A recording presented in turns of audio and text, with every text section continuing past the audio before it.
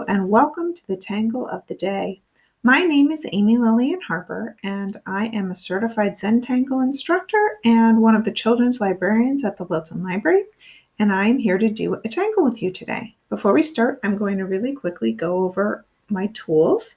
So today I'm going to be working on this little tile. It's called a bijou tile. You can see how small it is because there are my hands, and here's a pen. And you can see this is a standard size tile, and you can see the bijou is just a little bit bigger than a quarter the size of a standard size tile. I'm working on these little small tiles for all of these videos because then I can finish them more quickly and we can get a whole video in a fairly short period of time. So before we start, I'm just going to show you what else I have. So I also have a Micron 01 pen here, and you can see it has a very, very fine point.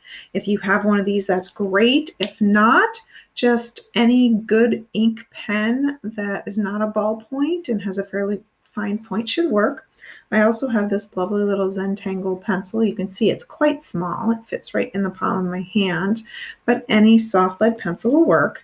And I have a tortillon. That's a blending tool. It's this little thing right here. You can see the tip of mine is dark because I've used it before. If you have one of these, that's great. You can get them at any art supply store or Michael's. They're easy to find. They're inexpensive. But if you don't have one, a Q-tip or even your finger will do just fine. And before we start, so Zentangle has 8 sort of different steps.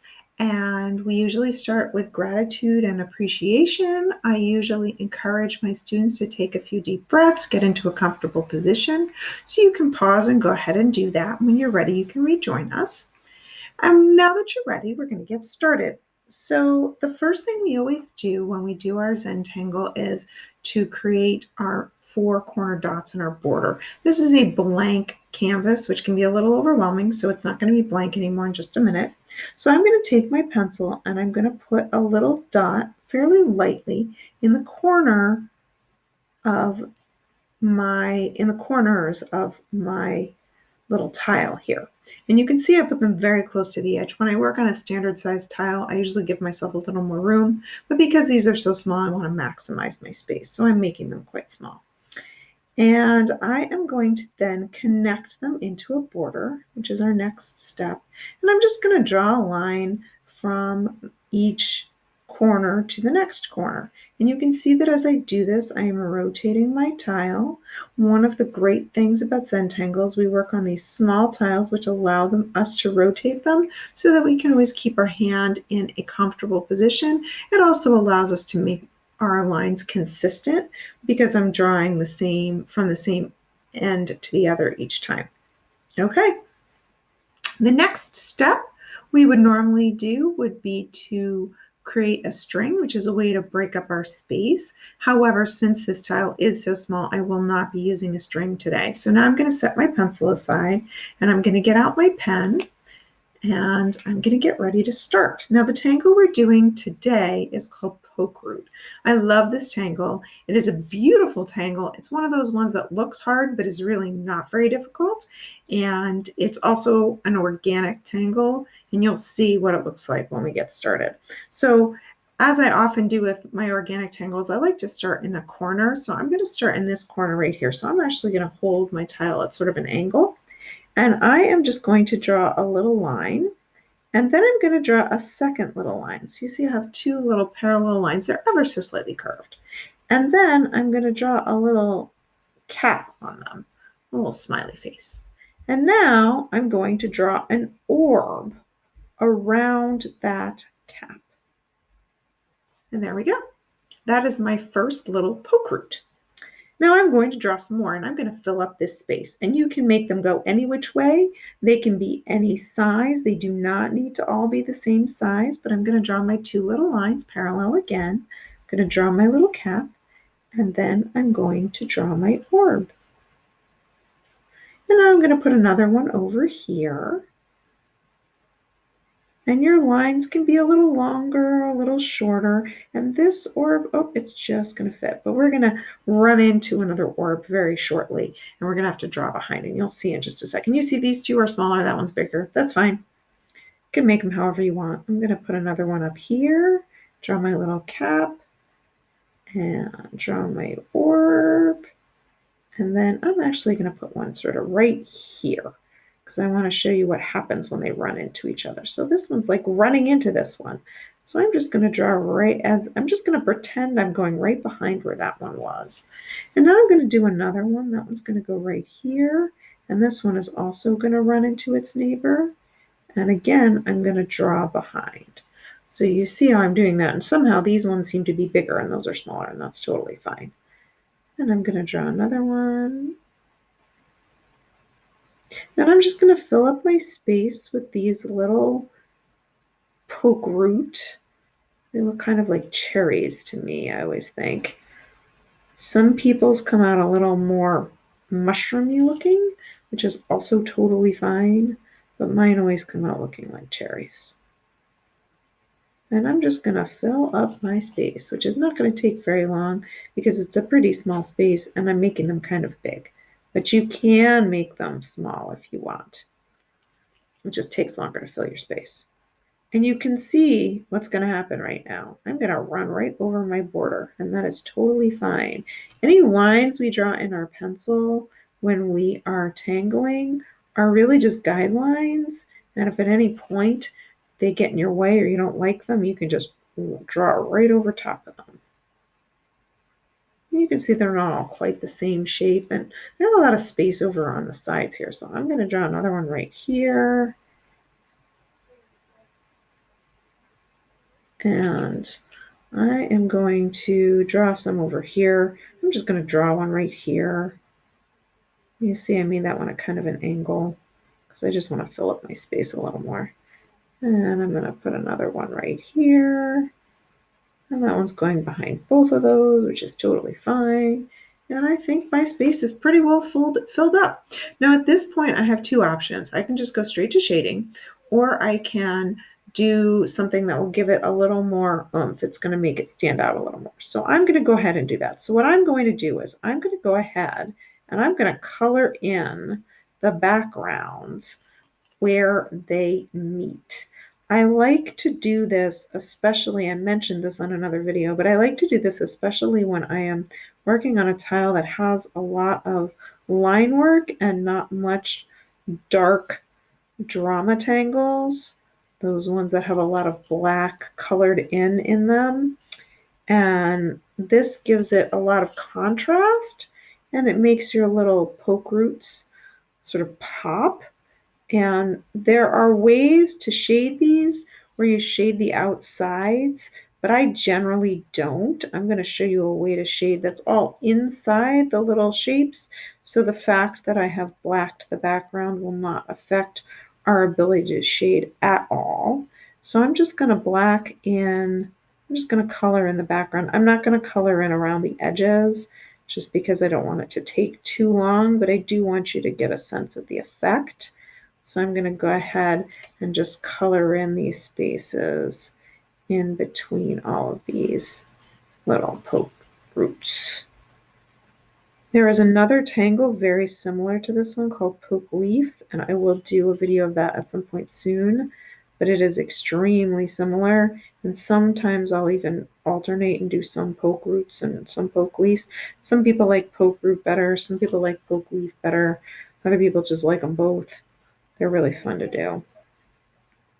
So I'm just going to take one more minute and color in my background a little bit more for you. I'm just going to color in. Like I said, I'm not going to do the outside, but I will do these ones right here. And I'll do in between these guys right here, just so you can see the effect. All right, I'm just about done there. Color in there. And sometimes I might just color in only parts. So like this spot right here especially wants to be colored in. But I'm just going to go ahead and fill this last little space right here.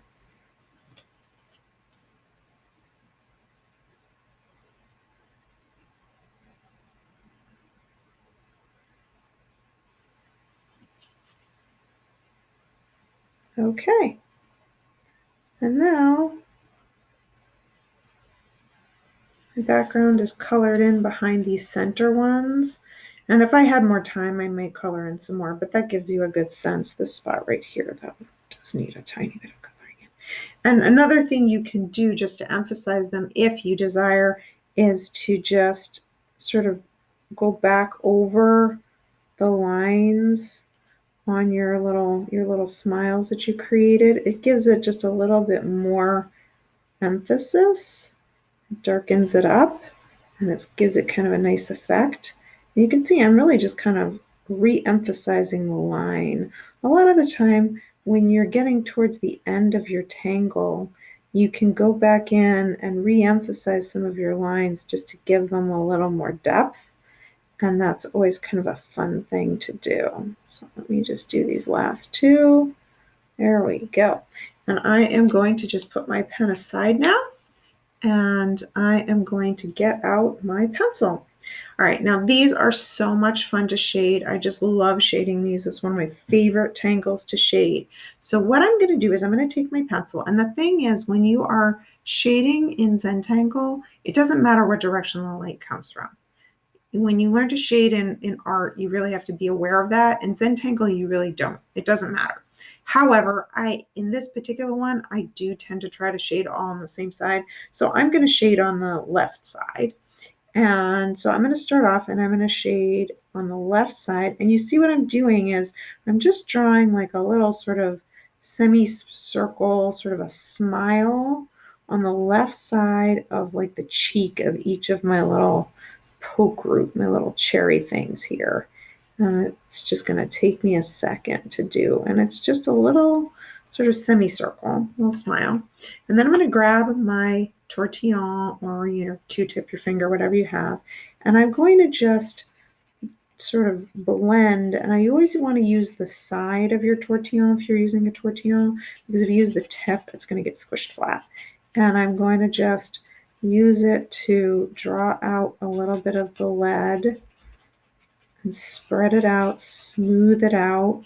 So instead of a line, you get sort of a gradient.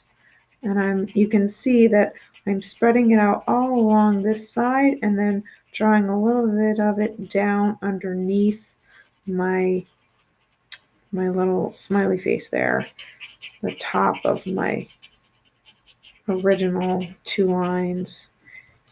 And what that does, as you can see, is start to give the whole thing depth. It suddenly looks rounder. And that little extra bit right down here gives it a little shading, gives it a little bit of a shadow. And suddenly they went from looking flat to looking like they are round. And I just love the way that happens with this. If you ever work with white, you can do a highlight and it does the same thing. It's really pretty. So there you go. And so we are done with our ink work. So at this point, you put in your chop or your signature. First, you have to decide what direction it goes. Again, this one is very directional, and I think it goes this direction. But if I was working on a full-size tile, I might have rotated it and might feel like it went a different way. But I think this one goes the way it is right now. And so I'm going to sign it.